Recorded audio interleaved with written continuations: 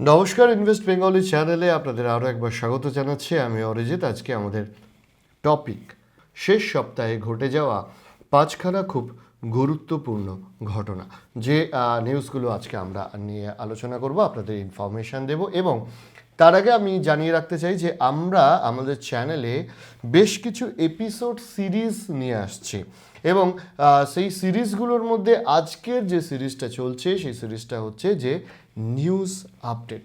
আমরা আগের সপ্তাহেও আপনাদের সেই সিরিজ দিয়েছি, আজকেও আমরা দেব গত সপ্তাহে ঘটে যাওয়া পাঁচটা খুব ইম্পর্টেন্ট ঘটনা সম্পর্কে আপডেট।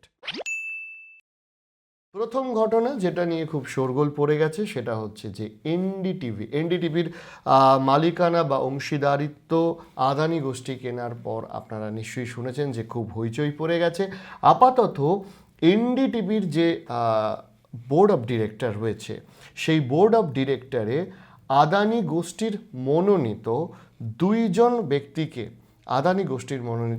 ব্যক্তিকে বোর্ড অফ ডিরেক্টরে আমন্ত্রণ জানানোর প্রস্তাব দেওয়া হয়েছে এবং সেই প্রস্তাব এনডিটিভির বোর্ড অফ ডিরেক্টর অ্যাকসেপ্ট করেছে। অর্থাৎ যেহেতু পিয়ার হোল্ডিং প্রাইভেট লিমিটেড, এই কোম্পানিটা যেটা এনডিটিভির একটা বড় অংশের মালিক, সেই কোম্পানিটি আদানি গোষ্ঠী কিনে নিয়েছে এবং আদানি গোষ্ঠী এনডিটিভির কার্যত সবথেকে বেশি শেয়ার হোল্ডার তৈরি হয়ে গেছে। খুব বলা বাহুল্য যে এনডিটিভি এরপর ডিরেক্টলি আদানি গোষ্ঠী কর্তৃক কন্ট্রোল হবে। স্টক মার্কেটের দিক থেকে খেয়াল করলে দেখা যাবে যে আদানি গোষ্ঠীর আসার ফলে যে দোলাচল তৈরি হয়েছে তাতে স্টক মার্কেটে এনডিটিভির শেয়ারে কিন্তু মিশ্র প্রতিক্রিয়া রয়েছে। তবে এনডিটিভির মূল ফিলোসফিক্যাল দিকটা কোন দিকে যায় সেটা এখন দেখার। এর পরবর্তীকালে আমরা দেখব যে এনডিটিভি কোন দিকে এগোচ্ছে। তবে খুব পরিষ্কার যে এনডিটিভি আদানি গোষ্ঠীর অঙ্গুলি হিলনেই কিন্তু এখন চলবে। দ্বিতীয় আপডেট খুব ইন্টারেস্টিং, সেটা হচ্ছে যে টুইটার এই মুহূর্তে তাদের যে ভেরিফাইড অ্যাকাউন্ট $8 মূল্য দিয়ে কিনতে হবে বলে ঘোষণা করেছিল, যেটা কিছু দিনের জন্য তারা স্তব্ধ করে দিয়েছিল, সেটা আবার ফিরিয়ে এনেছে এবং নতুন কিছু শর্তাবলী দিয়েছে। যদিও এখনও পর্যন্ত আমেরিকাতেই চলছে, কিন্তু টুইটার জানিয়েছে যে তারা ভারতবর্ষের ক্ষেত্রেও বা পৃথিবীর অন্যান্য দেশের ক্ষেত্রেও এই যে সিস্টেম ব্লুটিক বা ভেরিফাইড প্রোফাইলটা আপনাকে কিনতে হবে সেটা চালু করে দেবে। এছাড়া টুইটার জানিয়েছে যে এখন অবধি, মানে এখন যে তারা আবার একটা সার্ভিস বন্ধ করে নতুন করে চালু করলো, সেইটা এখন কেবলমাত্র আইফোন বা অ্যাপেল ডিভাইস থেকেই পাওয়া যাবে, অ্যান্ড্রয়েড থেকে পাওয়া যাবে না। খুব শীঘ্রই অ্যান্ড্রয়েড থেকেও পাওয়া যাবে। তবে এখানে একটা তফাৎ রয়েছে যে অ্যান্ড্রয়েড ডিভাইসে খরচা একটু কম।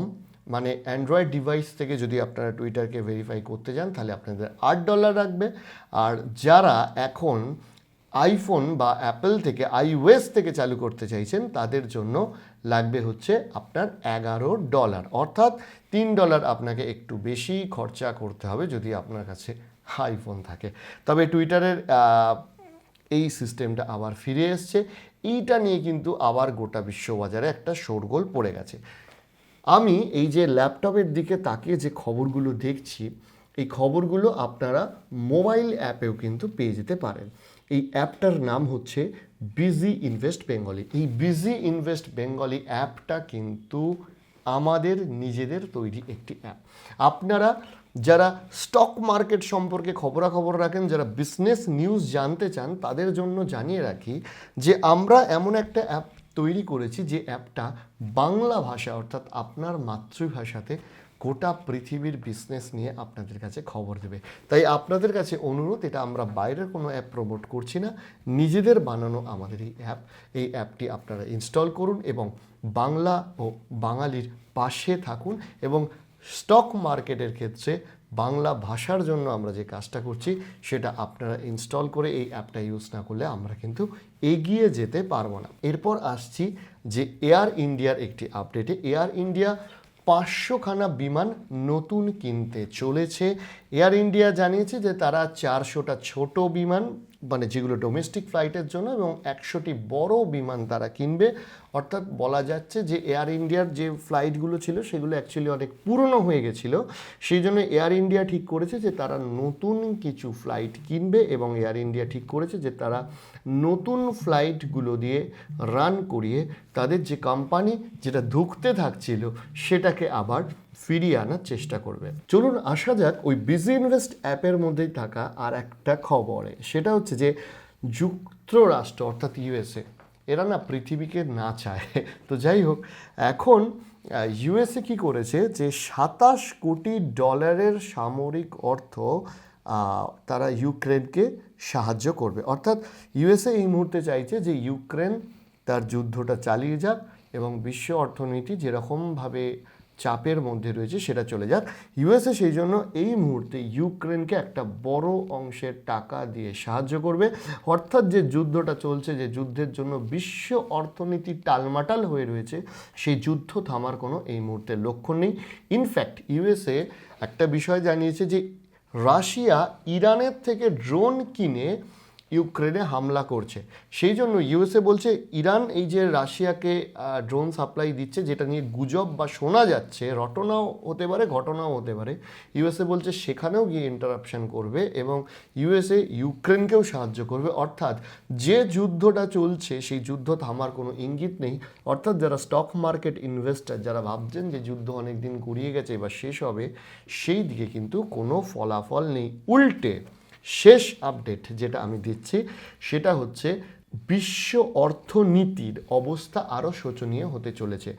কে বলছেন ইতিহাসবিদ অ্যাডাম ট্রোজের।